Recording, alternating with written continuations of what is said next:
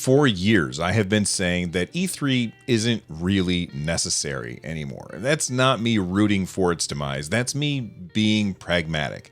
It costs companies a lot of money in order to go to E3, get a booth, pay for transport for multiple employees, transport all of the gear and equipment that they need to bring with them to E3.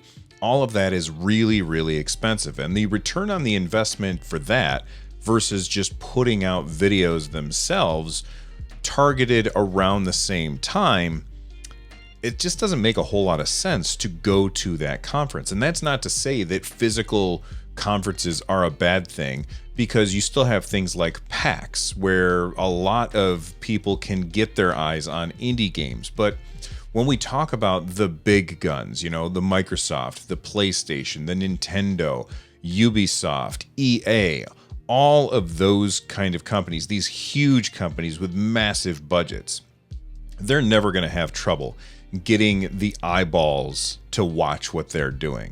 Really, the indies are the ones that will run into this issue. But that's why we have those other conferences. So E3 has felt kind of weak for a long time. And I'm sure that the ESA is going to say, hey, we're going to have E3 2024, but I don't believe that they will, just like I didn't believe that they would have E3 2023. And now that it's officially canceled, I just find it really, really interesting to see how that changes the landscape of how these companies get their information across to users. There's the Summer Games Fest and a whole bunch of other conferences as well.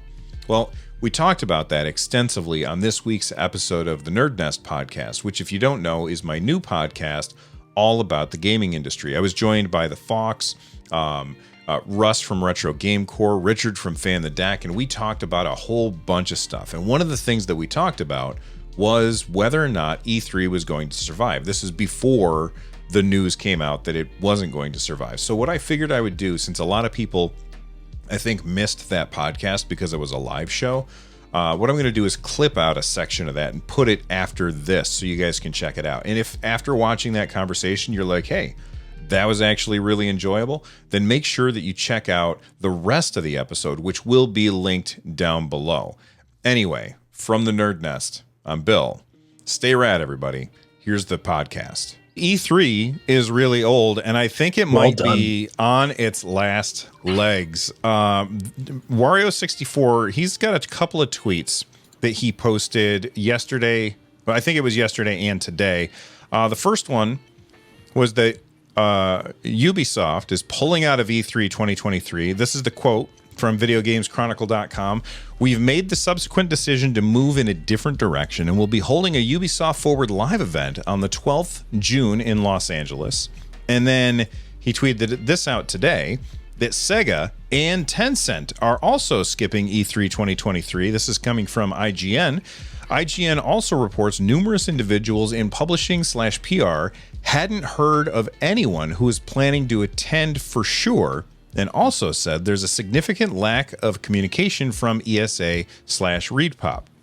Real quick, for those of you who are unaware, ReedPop came in. They're the people who plan like PAX shows and stuff. And ReedPop came in and they took over planning of E3 from the ESA, because ESA is apparently very bad at it, and ReedPop has shown that they're good at doing conventions and stuff because they handle PAX and everybody loves PAX. So E3 has been struggling since before the pandemic. And then the pandemic hit and it just fell on its face. It fell down the stairs. It found another flight of stairs and fell down there. And now it's just laying on the ground and everybody's walking away. Do you think we ever have an E3 again? Russ, I'm going to start with you.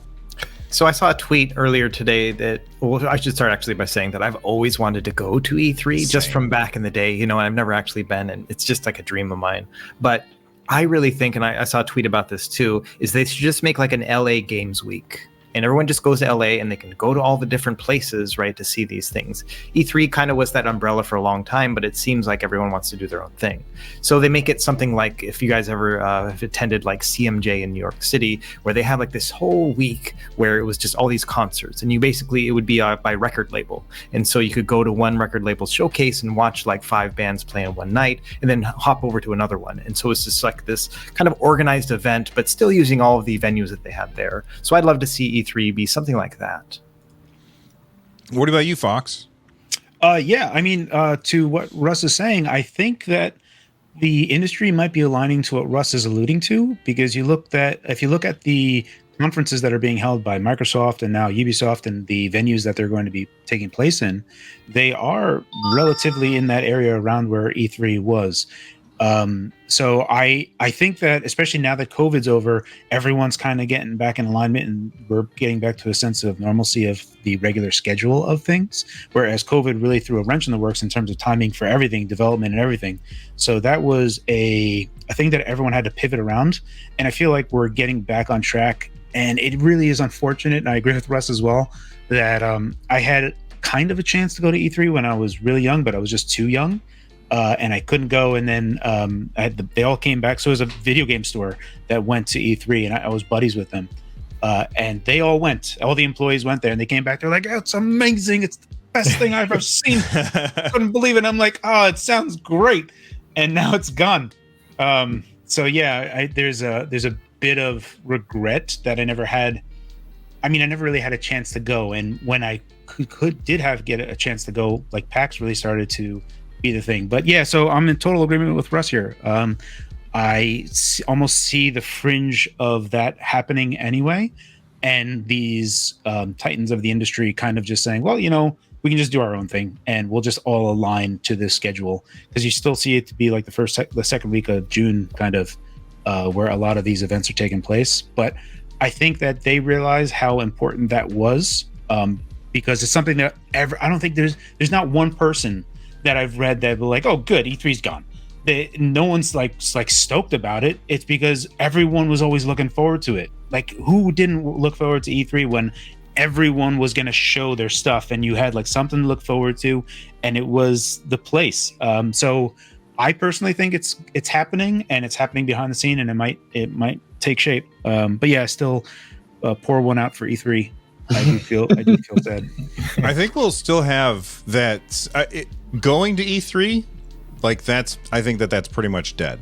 But I think that the better experience, having never been to E3, even though I always wanted to go, my day job is I'm a teacher. That comes at state testing time. There's no way I'd ever go, at least for not another long time. So like, that's not something I could ever do. But we'll still get to watch all the stuff. Like, everybody's going to be making announcements around the same time, and we have like the summer games, what's it called? Summer festive games, or get the Jeff Keighley thing. Oh, the Game Awards. The Game Awards. No, that's at the end of the year. They do a summer thing too, all summer long, where they do announcements. I can't remember what it's called. I'm sure somebody in chat remembers what it's called, but the Summer Game Fest or something like that. We'll still have all of that. But the one thing that I wonder about, and I only thought about this halfway through, and then I want to hear what Richard has to say, is Microsoft and Sony and Nintendo and Ubisoft and Sega, like, they can afford to do their own thing. How do we get the eyeballs on the indies? That's the thing. Like, a lot of indies, they get shown off at E3 because they get a booth and people get to see it. Does that have to move to PAX instead? What do you think, Richard? I would say it's already there, right? So that's my basic thought, right? Like, is that these titans of the industry, as Fox said, they don't just not need ESA anymore. They don't need each other, right? Like, they don't need each other to bolster their presence. They can put on their own conference, and even if it was just like E3, people would go see that conference, not the same volume, but people would go there, or people would watch it virtually, whatever option they provide. But if Activision did that, they're going to have a huge audience. But you're right, it's the indies that don't. And I think that PAX East does that.